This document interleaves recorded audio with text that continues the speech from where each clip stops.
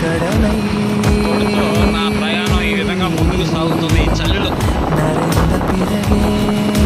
కానీ night time ఈ పురుగుల శబ్దాలకి, ఈ చలికి, ఈ మట్టి రోడ్లో, ఈ పొలాల మధ్యగా కొంచెం భయంకరంగానే ఉంది జర్నీ.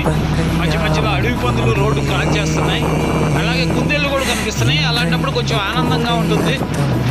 ఏది ఏమైనా ఒంటరిగా ఈ టైంలో ప్రయాణం అనేది కొంచెం కష్టం.